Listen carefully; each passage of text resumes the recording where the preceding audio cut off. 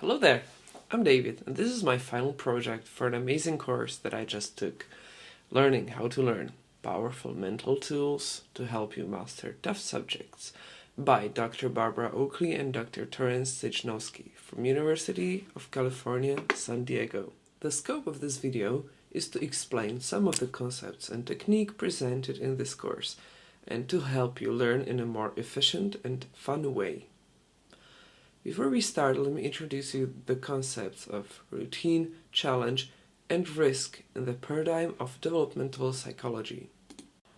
Henry and Klepp, two developmental psychologists from University of Trondheim in Norway, see the human development as a process that continues throughout the life cycle. They state that humans develop when new resources emerge and they get new abilities to face the challenges of the outside world. This happens when the resources required to resolve a situation are slightly higher than those easily accessible to a person. They call these situations leading to resource development challenges.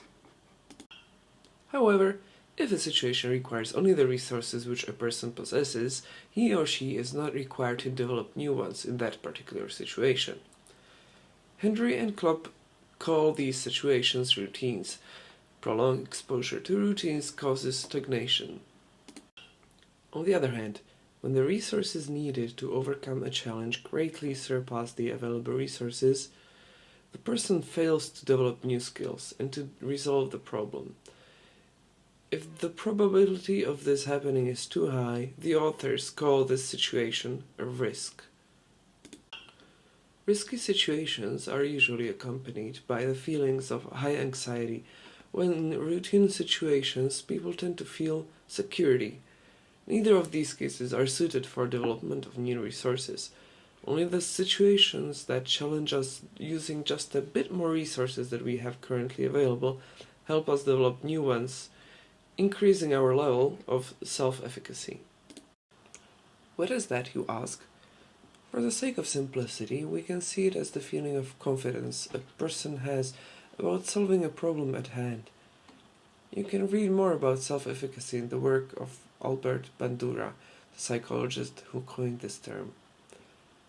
The beliefs of self-efficacy can come from different sources, but the one that builds the most solid belief in one's abilities is the experience of mastery or sustained effort. In this video, I will attempt to present you with the concepts and techniques which I found most helpful when it comes to maintain effort in studying. I started writing in July 2013. I wrote The Diary of a Focused Mind. What I was trying to achieve in that time was to find a way to sustain my focus throughout the time I was awake. This seemed such a good idea at the time, but as I know now, it is definitely not if I want to learn something. The focused and diffuse modes of thinking. The focused mode is a way of thinking that is used in relation with problems we are familiar with, using well-established neural pathways, following a step-by-step procedure.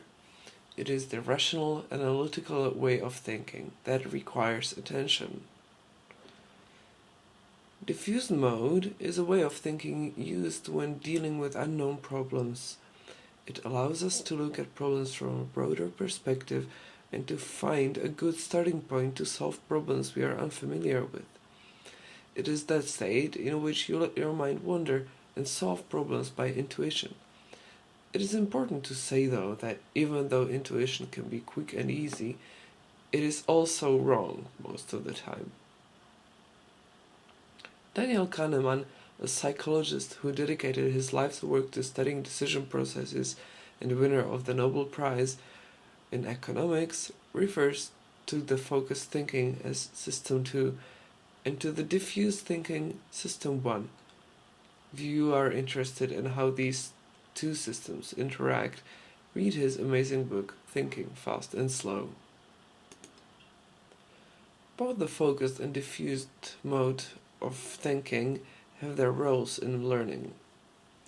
The focused mode helps you to chunk or to create sets of information connected through meaning, and also helps you understand how to solve a problem. The diffused mode, on the other hand, lets you understand when to use the problem-solving technique you are learning. It is impossible to use both modes at once, but you can switch between them. In fact, you should do that regularly to let your brain regenerate focus and enhance your learning. The Pomodoro technique serves exactly this purpose. When studying or working on a project, set a timer for a period of time you know you are able to focus your attention, and start working. We call this period of time Pomodoro, after a kitchen timer which has a shape of a tomato, or in Italian, Pomodoro. If you do not know how long your Pomodoro should be, start with 25 minutes and adjust it according to your needs. Make sure you are not disturbed by any people, phone, or email notifications. These distractions take away your attention from the material you are learning. When the timer goes off, set it again for a shorter 5 to 10 minute break. This is the time you can treat yourself to a little snack, browse the web, or do anything to gain distance from the material. The more abstract is the subject of learning, the more important it is to practice or learn it continuously and in focused mode, so that synapses can be built and strengthened in the relevant neural pathways. Alternating between focus and diffuse thinking, you can enhance your conceptual understanding of the problem. It is also important to study at least a bit every day. Regular learning yields results, cramming does not. As you can see, my initial goal of focusing all the time was not only unrealistic, but also destructive. Staying focused all of the time is impossible, and trying to do so impedes the regeneration of cognitive resources. It is when I realized this when I changed the title of my journal by adding a clause.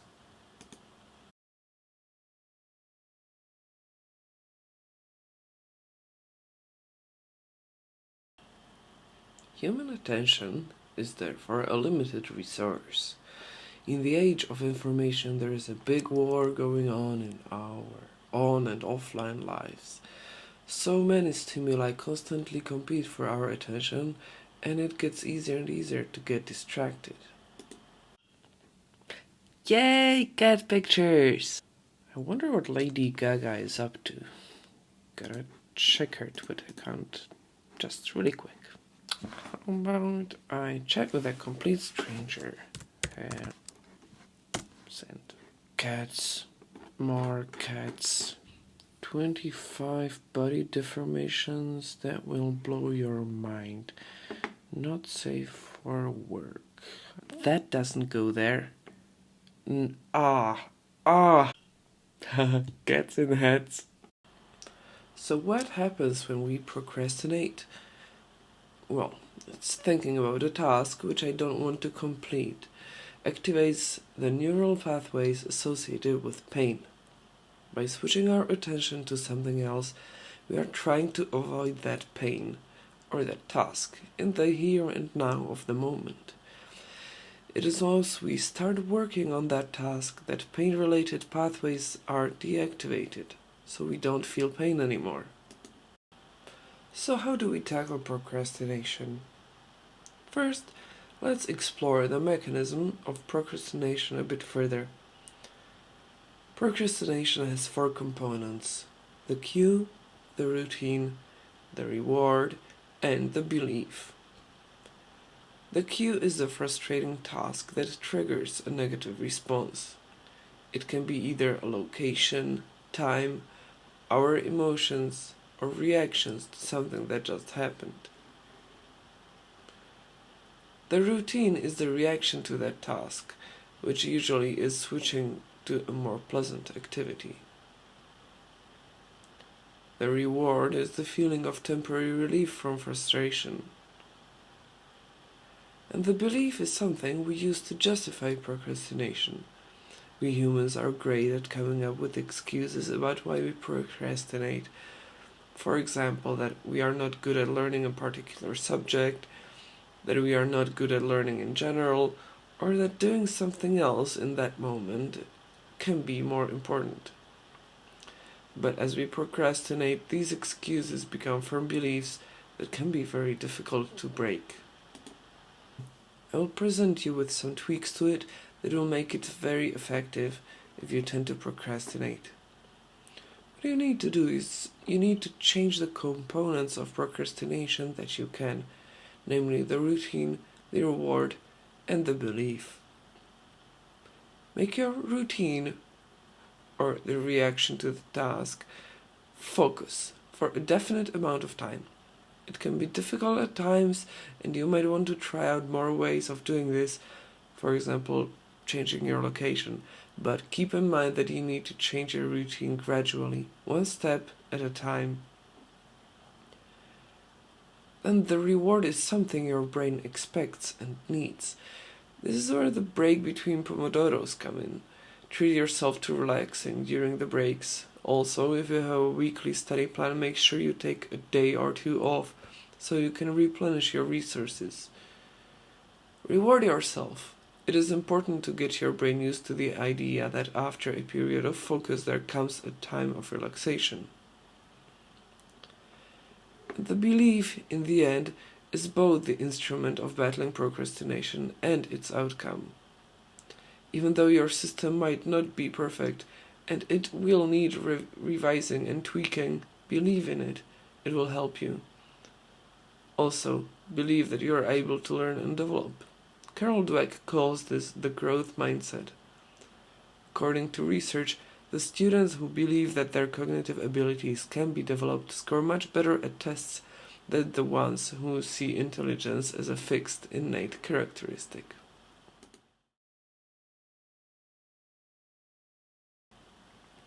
Study groups can be a great resource when it comes to learning. When studying with my peers, mutual confrontation about the study material has helped me greatly during my university times. So how does this work?